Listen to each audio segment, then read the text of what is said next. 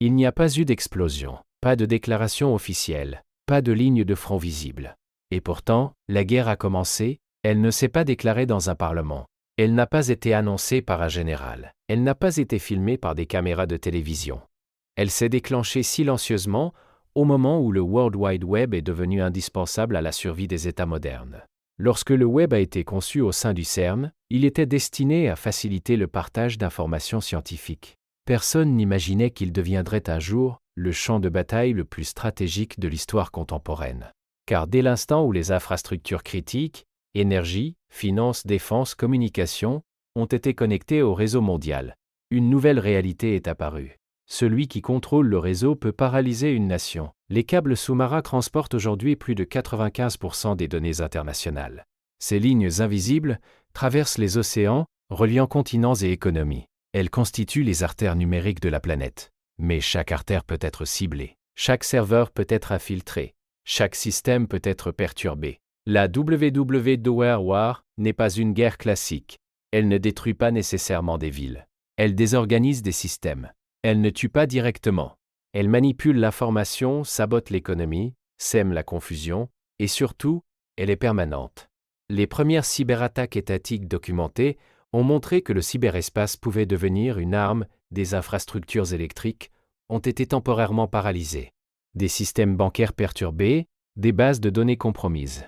Mais le véritable tournant ne réside pas seulement dans le sabotage technique.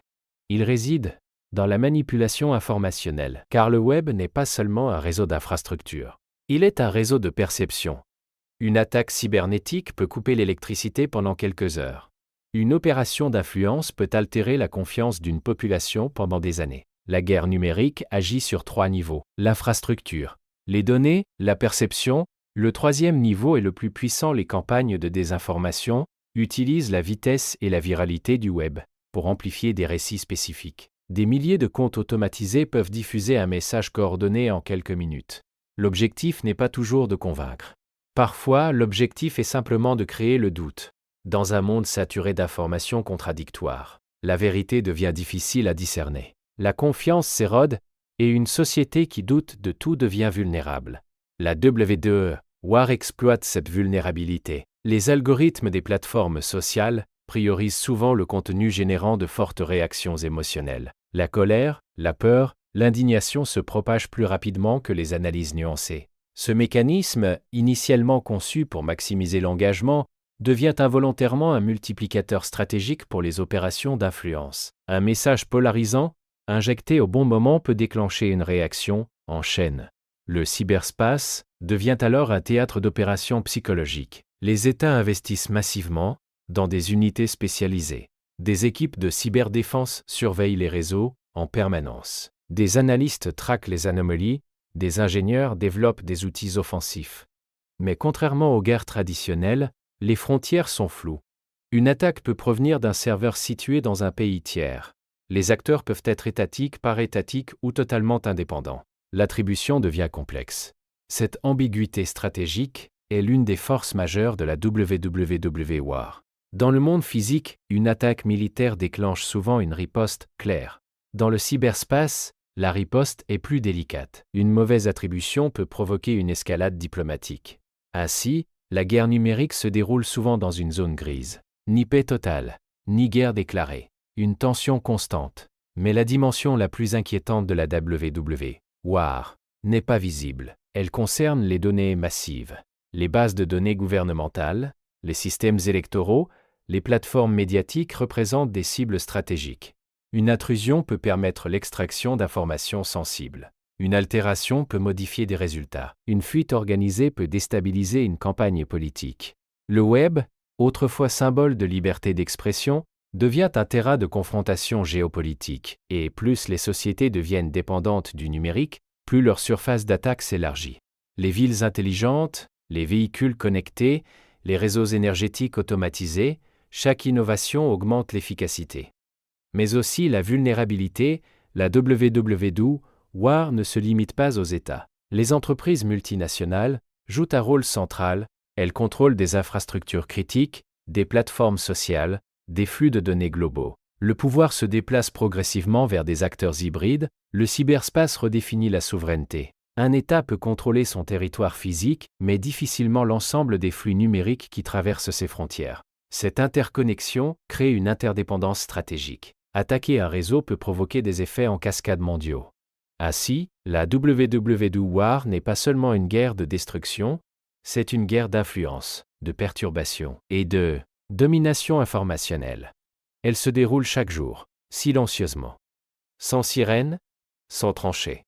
Mais avec des conséquences profondes. Car dans un monde où l'économie, la communication et la gouvernance reposent sur le web, contrôler le flux numérique revient à contrôler la dynamique sociale.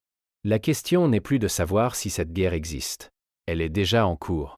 La question est, sommes-nous conscients du champ de bataille sur lequel nous évoluons quotidiennement? Dans la guerre numérique moderne, les armes ne sont plus faites d'acier ou de poudre, elles sont composées de lignes de code, d'algorithmes autonomes et de programmes capables de se propager à la vitesse de la lumière, à travers les infrastructures mondiales, car dans le cyberespace, une attaque ne nécessite ni armée visible, ni missile balistique, elle exige simplement une vulnérabilité exploitée au moment stratégique. Et cette vulnérabilité peut exister dans un serveur gouvernemental mal protégé, dans un réseau électrique interconnecté, dans une base de données financière, ou même dans le smartphone de simples citoyens, car chaque appareil connecté devient potentiellement un point d'entrée dans l'architecture globale. Et les États l'ont compris depuis longtemps, investissant massivement dans des unités spécialisées, capables de développer des logiciels malveillants sophistiqués. Des ransomware paralysants, des chevaux de Troie invisibles et des virus dormants capables d'attendre silencieusement pendant des mois avant d'être activés au moment opportun, créant ainsi une nouvelle forme de dissuasion stratégique où la menace ne réside pas dans la destruction immédiate, mais dans la capacité latente de sabotage. Et ces armes numériques ne détruisent pas nécessairement des bâtiments, elles désorganisent des systèmes entiers, coupent l'électricité d'une ville, bloquent les transactions bancaires d'un pays, interrompent les communications militaires ou manipulent des bases de données sensibles. Tandis que dans un autre niveau plus subtil, mais tout aussi puissant, des opérations d'influence exploitent les failles psychologiques des sociétés connectées, en utilisant des armées de comptes automatisées, des réseaux coordonnés et des contenus synthétiques pour amplifier certains récits, polariser les opinions et semer le doute au cœur même du débat public, car dans la WWDOR, contrôle et la perception peut s'avérer plus efficace que détruire une infrastructure, et avec l'émergence de l'intelligence artificielle générative, la frontière entre réel et artificiel devient de plus en plus floue, les deepfakes reproduisent des visages et des voix avec une précision troublante. Les discours peuvent être fabriqués, les preuves peuvent être simulées, et dans un environnement saturé d'informations, la simple possibilité de manipulation suffit parfois à éroder la confiance collective, transformant la vérité en terrain contesté. Tandis que les algorithmes d'analyse prédictive permettent de cibler des groupes spécifiques avec des messages calibrés émotionnellement, créant des micro-réalités informationnelles adaptées à chaque segment de population. Ce qui rend la détection et la riposte extrêmement complexes, car l'attaque n'est plus frontale mais diffuse, intégrée dans le flux quotidien des réseaux sociaux et des plateformes numériques, et pendant que les citoyens naviguent, partagent et commentent, une bataille silencieuse se déroule en arrière-plan, une bataille pour l'attention, pour la narration dominante, pour la stabilité des institutions. Car dans cette guerre invisible, la supériorité ne dépend pas seulement de la puissance technologique brute, mais de la capacité à comprendre, modéliser et influencer le comportement humain à grande échelle, transformant le web en nu, nos champs de bataille psychologique mondial, où chaque clic peut devenir un signal exploitable et chaque donnée une ressource stratégique. Et ainsi les armes du cyberspace redéfinissent la notion même de conflit, car elles opèrent sans bruit, sans frontières claires, sans déclaration officielle, mais avec une efficacité potentiellement dévastatrice pour les sociétés hyperconnectées, qui dépendent du réseau pour fonctionner, communiquer et gouverner. À mesure que le cyberespace devient le centre nerveux des économies modernes, les grandes puissances mondiales ne se contentent plus de défendre leur réseau, elles cherchent à établir une domination stratégique invisible, car dans la WWDO, la supériorité ne se mesure plus uniquement en nombre de soldats ou en arsenal nucléaire, mais en capacité d'infiltration, de surveillance et d'anticipation algorithmique. Et tandis que les satellites orbitent au-dessus de nos têtes et que les câbles sous-marins relient les continents, une compétition silencieuse se joue pour le contrôle des flux de données mondiaux, car celui qui maîtrise les infrastructures numériques, les centres de données, les plateformes sociales et les standards technologiques détient un levier d'influence sans précédent sur l'ordre international. Et ainsi, les alliances militaires traditionnelles se doublent désormais d'alliances cybernétiques, où le partage d'informations, de vulnérabilités et de capacités offensives devient un élément clé de la stratégie globale, tandis que dans l'ombre, des opérations d'espionnage numérique ciblent les institutions gouvernementales, les entreprises stratégiques et les laboratoires de recherche, afin d'obtenir des avantages économiques et militaires décisifs, car dans cette guerre, voler une innovation technologique peut être plus rentable que la développer, et infiltrer un système financier peut s'avérer plus efficace que le BR. Bombardé, et cette rivalité constante crée une atmosphère de suspicion permanente où chaque panne majeure, chaque fuite de données, chaque campagne virale suspecte peut être interprétée comme un acte hostile déguisé, rendant la frontière entre incidents techniques et attaques stratégiques de plus en plus floue. Tandis que les États investissent massivement dans l'intelligence artificielle pour automatiser la détection des menaces, analyser des milliards de signaux en temps réel et anticiper les mouvements adverses, transformant le cyberespace en un échiquier algorithmique où les décisions peuvent être prises à une vitesse dépassant largement la capacité humaine de réaction, et dans ce contexte, la dissuasion traditionnelle perd de sa clarté. Car comment riposter contre un adversaire dont l'implication ne peut être prouvée publiquement, sans révéler ses propres capacités de surveillance, créant ainsi un équilibre instable fondé sur l'ambiguïté stratégique, où chaque acteur teste les limites de l'auteur sans franchir ouvertement le seuil d'un conflit déclaré, mais où l'accumulation de micro-agressions numériques peut progressivement éroder la stabilité globale. Et pendant que les citoyens continuent d'utiliser le web comme outil de communication et de divertissement, les superpuissances cartographient les réseaux, identifient les points faibles et développent des scénarios de paralysie systémique capables de désactiver des infrastructures critiques en cas d'escalade majeure. Car dans la WW War, la véritable domination ne consiste pas nécessairement à attaquer immédiatement, mais à posséder la capacité latente de perturber profondément un adversaire au moment stratégique, instaurait ainsi une nouvelle forme de pouvoir mondial fondée non sur la visibilité des forces, mais sur l'invisibilité des accès, des portes dérobées et des lignes de code dissimulées au cœur même des systèmes, mais numériques planétaires. Dans l'hypothèse la plus redoutée par les stratèges contemporains, la WW War ne se limiterait plus à des opérations d'influence ou à des sabotages isolés. Elle basculerait dans un scénario de paralysie systémique globale, un blackout numérique capable d'interrompre simultanément les réseaux électriques, les systèmes financiers, les communications satellitaires et les infrastructures logistiques. Car dans un monde où presque chaque service essentiel dépend d'une architecture connectée, une attaque coordonnée contre plusieurs points névralgiques pourrait déclencher une réaction en chaîne incontrôlable, transformant une simple intrusion informatique en crise civilisationnelle. Et contrairement aux catastrophes naturelles ou aux conflits armés traditionnels, un effondrement numérique massif n'offrirait aucun spectacle visible immédiat, seulement une succession d'écrans noirs, de transactions refusées, de réseaux inaccessibles, de systèmes hospitaliers désynchronisés et de chaînes d'approvisionnement interrompues, révélant brutalement à quel point la stabilité contemporaine repose sur des flux invisibles de données circulant en permanence, et dans ce contexte, la fragmentation d'Internet, parfois qualifiée de splintet, deviendrait non plus une hypothèse politique, mais une réalité stratégique. Chaque bloc géopolitique cherchant à isoler son infrastructure, à contrôler ses propres standards technologiques et à limiter sa dépendance aux plateformes étrangères afin de réduire sa vulnérabilité. Mais cette fragmentation, loin de garantir une sécurité absolue, pourrait accentuer les tensions en multipliant les frontières numériques et en réduisant les mécanismes de coopération internationale.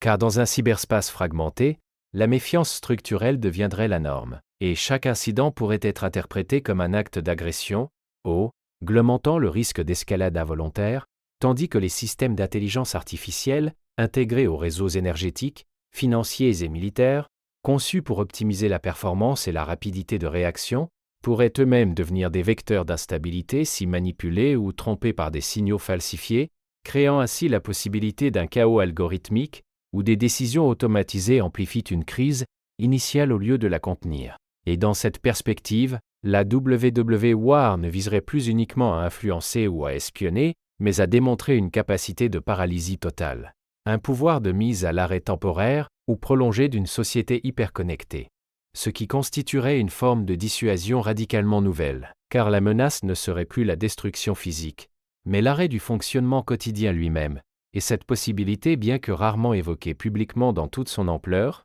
hante les cercles stratégiques, car elle souligne une vérité dérangeante. Plus une civilisation devient technologiquement avancée, plus elle devient dépendante d'un réseau fragile et interconnecté. Et plus cette dépendance augmente, plus la WWW acquiert un potentiel de déstabilisation sans précédent dans l'histoire humaine, transformant le web, conçu à l'origine comme outil de partage et de coopération, en pivot central d'un équilibre mondial où la moindre rupture pourrait redéfinir en quelques heures les rapports de force internationaux et la perception même de la sécurité moderne. Au terme de cette exploration du champ de bataille invisible, qu'est devenu le web, une question demeure, persistante et troublante. Qui contrôle réellement la guerre numérique?